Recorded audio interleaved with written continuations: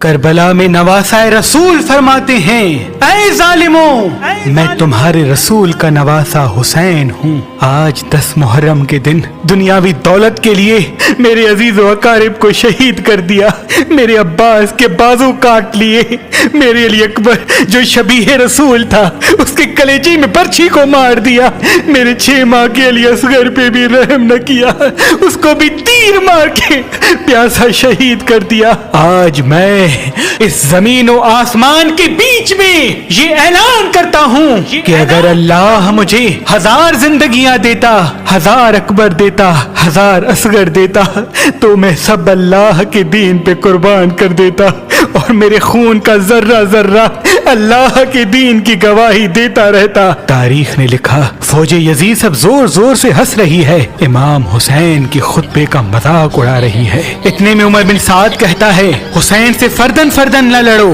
کیونکہ یہ علی کا شیر ہے، اور میں نے حسین کی جنگ دیکھی ہوئی ہے، اس کربلا میں کوئی بھی حسین کو ہرا نہیں سکتا۔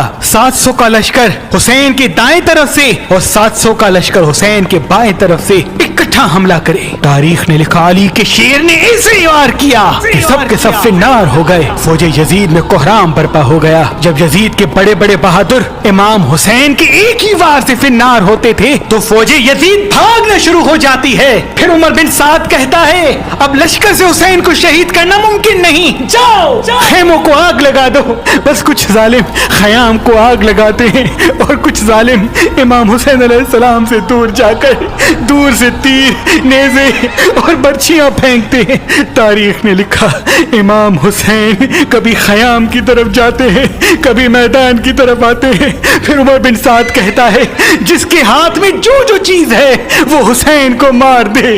جس کے پاس نیزے تھے اس نے نیزے مارے، جس کے پاس تلواریں تھی وہ دور سے تلواریں مارتا رہا، جس کے پاس تیر تھے وہ امام حسین کا نشانہ لے کے تیر مارتا رہا۔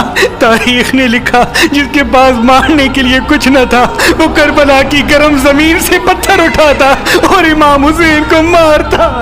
امام حسین علیہ السلام آسمان کو دیکھ کے کہتے ہیں، اے اللہ، اس 3 دن کے پیاسے رسول اللہ کے نواسے کی جنگ دیکھ۔ اتنے میں آواز غیب آتی ہے، اے حسین، تیرا اللہ تجھ سے راضی ہو گیا۔ مولا حسین ذوالفقار کو روک دیتے ہیں اور ظالم مسلسل امام حسین کو نیزے اور تیر مارتے رہتے ہیں۔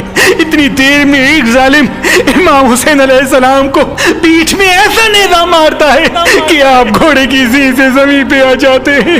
تاریخ نے لکھا، امام حسین کے جسم پر اتنے تیر تھے کہ امام حسین نہ گھوڑے کی زین پہ تھے نہ زمین پہ تھے۔ فوج یزید میں خوشی کا ماحول برپا ہو جاتا ہے، سب زور زور سے کہتے ہیں کہ ہم نے نواسۂ رسول کو شہید کر دیا۔ اتنے میں شمر کہے، دیکھ کیا رہے ہو، جاؤ حسین کا سر کاٹو۔ جو امام حسین کے قریب جاتا تو امام حسین کی آنکھوں میں ان کو رسول اللہ کا چہرہ نظر آتا اور وہ رو کے واپس آ جاتا۔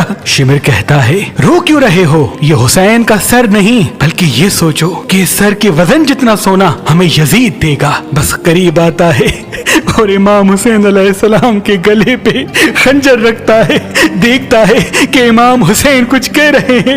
جب سننے کی کوشش کرتا ہے تو امام حسین کہہ رہے تھے، اے اللہ، تیرے اسلام کے لیے میں نے اپنا سب کچھ قربان کر دیا۔